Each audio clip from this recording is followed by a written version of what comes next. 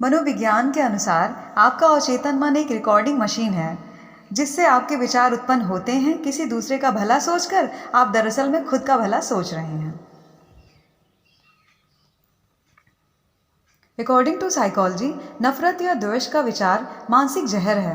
किसी दूसरे का बुरा ना सोचें, क्योंकि ऐसा करना खुद का बुरा सोचना है। आप ही अपने ब्रह्मांड में इकलौते चिंतक हैं और आपके विचार रचनात्मक हैं।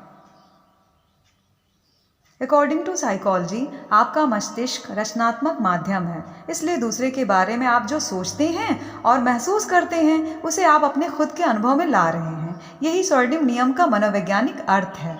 जैसा आप चाहते हैं कि दूसरे आपके बारे में सोचें, उसी तरह से आप दोस्तों उनके बारे में भी सोचें। मनोविज्ञान के अनुसार किसी दूसरे को धोखा देना या छल करना अपने लिए अभाव, नुकसान और सीमा उत्पन्न करना है। आपका अवचेतन मन आपकी आंतरिक प्रेरणाओं, विचारों और भावनाओं का रिकॉर्ड रखता है। जब ये नकारात्मक होते हैं तो आपको असंख्य तरीकों से नुकसान, सीमा और कष्ट होते हैं। दूसरों के साथ आप जो करते हैं वही आप खुद के साथ कर रहे हैं। मनोविज्ञान के अनुसार आप जो भलाई करते हैं, दया दिखाते हैं, प्रेम करते हैं, वो कई गुना होकर कई तरीकों से आपके पास लौटती है, क्योंकि ब्रह्मांड का ये रूल है। मनोविज्ञान के अनुसार आप उस तरीके के लिए जिम्मेदार हैं जिससे आप दूसरे के बारे में सोचते हैं। याद रखें, दूसरा व्यक्ति आपके सोचने के तरीके के लिए जिम्मेदार नहीं है। आपके विचार वैसे ही फल देते हैं जैसे आप अभी दूसरे व्यक्ति के बारे में क्या सोच रहे हैं, वैसा दूसरा व्यक्ति भी आपके बारे में सोचेगा। मनोविज्ञान के अनुसार भावनात्मक रूप से परिपक्व बने और दूसरे लोगों को मतभेद रखने की अनुमति दें।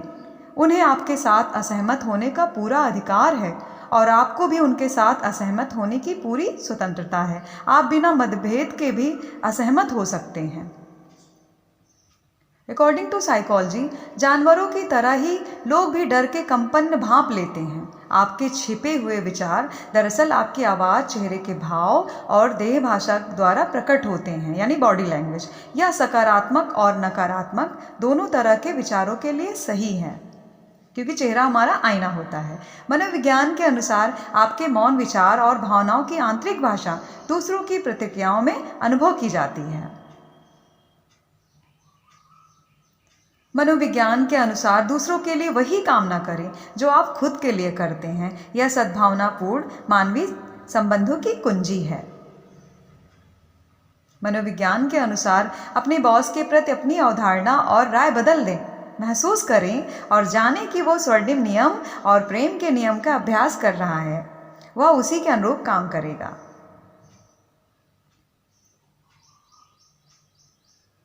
अकॉर्डिंग टू साइकोलॉजी, दूसरा व्यक्ति आपको तब तक नहीं चिढ़ा सकता जब तक कि आप उसे ऐसा करने की अनुमति ना दें। दोस्तों, आपका विचार रचनात्मक है। आप दूसरे व्यक्ति को वरदान दे सकते हैं। अगर कोई आपको अपमानजनक नाम से बुलाता है तो आपको यह जवाब देने की स्वतंत्रता है। ईश्वर की शांति आपकी आत्मा में भर जाए।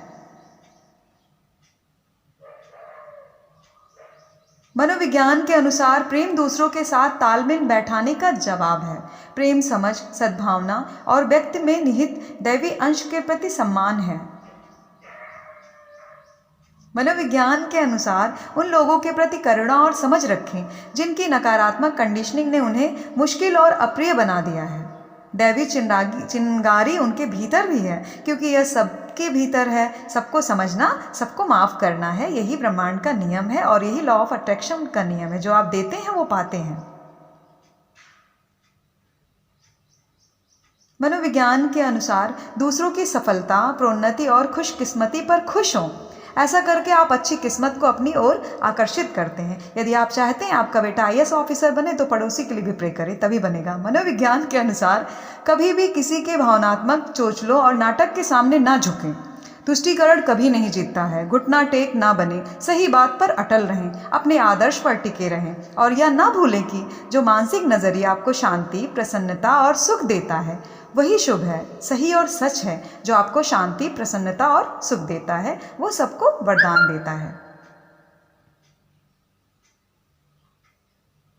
अकॉर्डिंग टू साइकोलॉजी आपको इस दुनिया में हर व्यक्ति को सिर्फ प्रेम देना है। प्रेम का मतलब हर एक के लिए वही कामना करना है जो आप स्वयं के लिए करते हैं। स्वास्थ्य, खुशी और जीवन की सारी खुशियाँ जो आप चाहते हैं वो दूसरों के लिए भी चाहें।